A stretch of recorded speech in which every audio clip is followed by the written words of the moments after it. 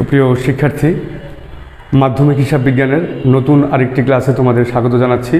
আমি স্বপনাচার্য। আমরা গত ক্লাসে আলোচনা করেছিলাম হিসাব বিজ্ঞানের যেই কোন কোন ঘটনাগুলিকে লেনদেন বলা হয় এবং কোন কোন ঘটনাগুলিকে লেনদেন বলা হয় না। আজকে আমরা আলোচনা করব এর পরবর্তী অংশটুকু নিয়ে।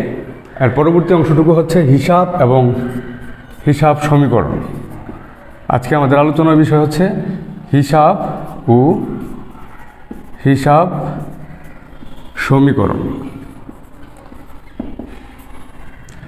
তাহলে হিসাব এবং হিসাব খাত, আমি গত ক্লাসে দুটি কথা বলেছিলাম যে প্রতিটি লেনদেনে দুটি হিসাব খাত থাকে, আর এই হিসাব খাতগুলি কোনো না কোনো হিসাবের অন্তর্ভুক্ত।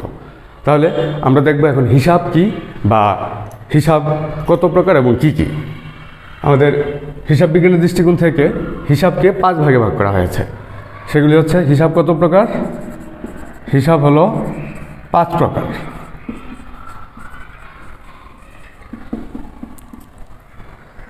সম্পদ, দায়, আয়, ব্যয় এবং মালিকানা সত্ত্ব। মালিকানা সত্ত্ব। তাহলে মালিকানা সত্ত্বের অন্তর্ভুক্ত যে অংশগুলো, এখানে মালিকানা সত্ত্বের উপর প্রভাব ফেলছে দুটি উপাদান, একটি হচ্ছে মূলধন এবং আরেকটি হচ্ছে উত্তোলন। এই দুটি আমরা মালিকানা সত্ত্বের অন্তর্ভুক্ত রাখব। আমরা গত ক্লাসে বলেছিলাম যে একটি ব্যবসা প্রতিষ্ঠানে থেকে মালিককে আমরা আলাদা সত্ত্বারূপে গণ্য করি। মালিক ব্যবসা প্রতিষ্ঠানে যা কিছু বিনিয়োগ করে তাই হচ্ছে মূলধন, এবং ব্যবসা প্রতিষ্ঠান থেকে মালিক যা কিছু নিয়ে যায় তাই হচ্ছে উত্তোলন। তাহলে এখন যেই হিসাব খাতগুলি, যেমন আমরা একটা লেনদেনের উদাহরণের মাধ্যমে হিসাব খাতগুলি চিহ্নিত করার প্রক্রিয়াটা দেখে নিই। যেমন ওই উদাহরণটি দিচ্ছি আমি, যে মিস্টার এক্স নগদ 50,000 টাকা নিয়ে ব্যবসা আরম্ভ করলো। তাহলে এটি একটি লেনদেন। আমরা লেনদেন কিভাবে হলো এটি আর আলোচনা করছি না, আমরা গত ক্লাসে আলোচনা করেছিলাম। আমরা আজকে দেখব যে এই লেনদেনটির মধ্যে দুটি হিসাব খাতের কথা বলা হয়েছিল। দুটি হিসাব খাত কি এবং কোন হিসাব খাতটি কোন হিসাবের অন্তর্ভুক্ত এর মধ্যে। তাহলে এখানে নগদে 50,000 টাকা নিয়ে ব্যবসা আরম্ভ করা, এখানে দুটি হিসাব খাত ছিল। একটি ছিল নগদ টাকা, আরেকটি যেহেতু ব্যবসা আরম্ভ করলো মালিক, তাহলে আমরা জানি যে মালিক যা কিছু নিয়ে ব্যবসা আরম্ভ করে তাকেই বলে মূলধন। তাহলে এখানে দুটি হিসাব খাত আমরা পেলাম। একটি হচ্ছে নগদ, যেটিকে আমরা হিসাব বিজ্ঞানের ভাষায় বলি নগদান হিসাব, আরেকটি হচ্ছে মূলধন হিসাব। তাহলে আমরা গত ক্লাসের শুরুতেই বলেছিলাম যে প্রতিটি লেনদেন দুটি হিসাব খাত দ্বারা প্রভাবিত, এবং হিসাব খাতগুলি প্রত্যেকটা হিসাব খাতে কি কোনো না কোনো হিসাবের অন্তর্ভুক্ত। তাহলে এখানে দুটি হিসাব খাত কি কি? একটা হচ্ছে নগদ আর একটা হচ্ছে মূলধন। তাহলে নগদটা কি কোন হিসাবের অন্তর্ভুক্ত হয়? এখানে এই হিসাবের যে ধারাগুলো প্রত্যেকটাই আমাদের নিজস্ব কিছু সেন্সের মাধ্যমে আমরা ধরতে পারি। কোনটাকে আমরা সম্পদ বলবো, কোনটাকে আমরা আয় বলবো, কোনটাকে ব্যয় বলবো, এই শব্দগুলির সাথে কিন্তু আমরা প্রতিনিয়তই পরিচিত। তাহলে যেমন এখানে নগদ টাকাটাকে আমরা নিশ্চয়ই দায় বলতে পারছি না, বা আয় কিংবা ব্যয় বা মালিকানা সত্ত্বের অন্তর্ভুক্ত তো হবেই না। তাহলে এখানে নগদান হিসাবটি হবে কিসের অন্তর্ভুক্ত? সম্পদ। তাহলে নগদান হিসাব কি? সম্পদ। আর মূলধনটা তো আমরা শুরুতেই বলেছিলাম যে মূলধন কখন সৃষ্টি হয়?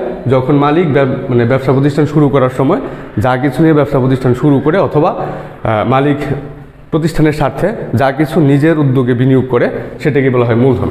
তাহলে এখানে মূলধন একটা হিসাব। তাহলে এখানে আমরা দুটা পেলাম। একটা হিসাব হচ্ছে, এটাকে মূলধন না বলে আমরা বলবো কি মালিকানা সত্ত্ব। তাহলে দুটি হিসাব খাত দুটি হিসাব দ্বারা প্রভাবিত।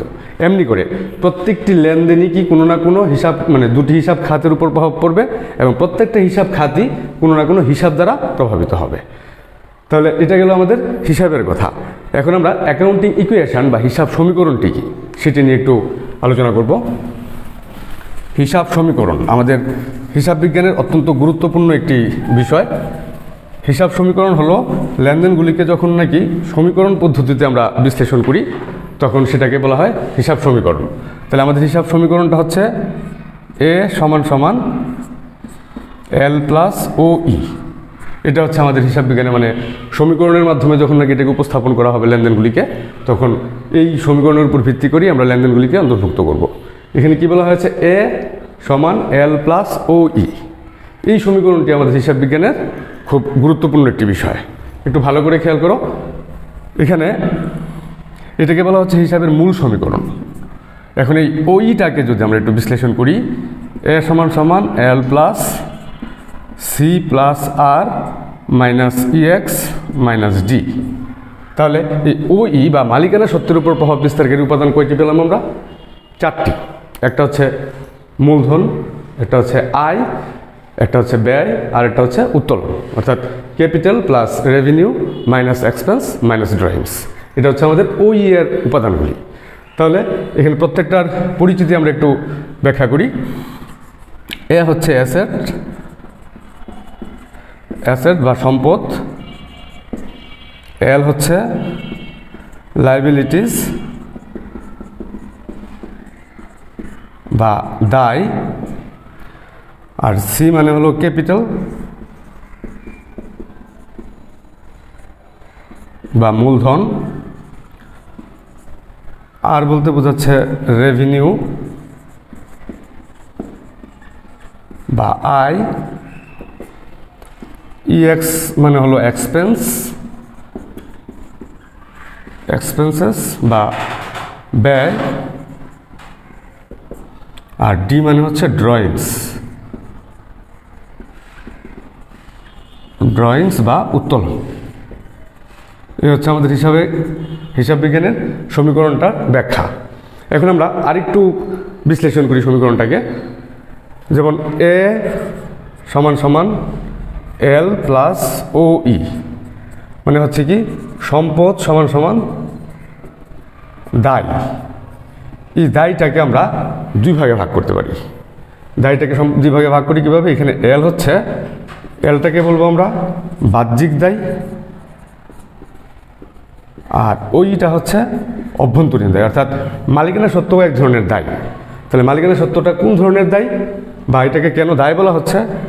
যে মালিকানা সত্ত্বটাকে আমরা বলছি কি অভ্যন্তরীণ দায়। তাহলে এখন আমরা একটু খেয়াল করি মালিকানা সত্ত্বকে অভ্যন্তরীণ দায় কেন বলা হয়।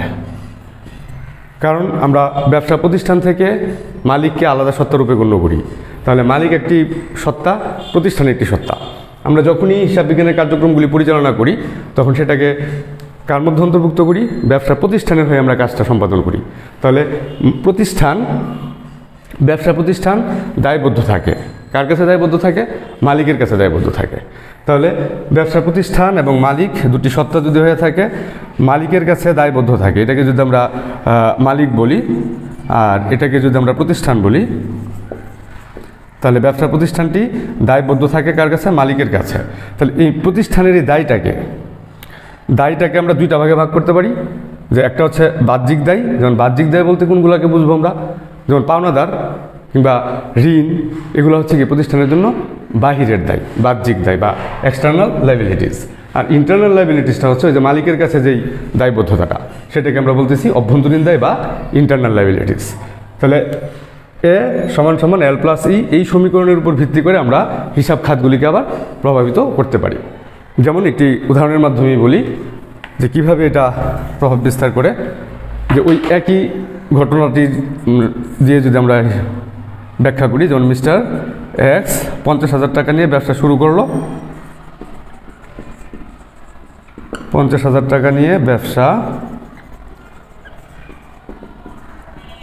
শুরু করলো। এই লেনদেনটির মধ্যে 2টি হিসাব খাত আমরা খুঁজে পেয়েছিলাম। 2টি হিসাব খাত কী কী ছিল? একটি ছিল নগদান হিসাব আর একটি ছিল মূলধন হিসাব।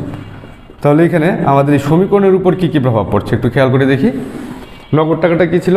সম্পদ। তাহলে এটাকে আমরা বলবো সম্পদ বা এ, আর মূলধনটাকে বলবো আমরা ওনার সিকিউরিটি বা মালিকানা সত্ত্ব। কারণ মূলধনটা কি মালিকানা সত্ত্বের একটি উপাদান। তাহলে মূলধন হিসাবটা হচ্ছে ওই। এভাবে আমরা সমীকরণের উপর প্রভাব ফেলতে পারি।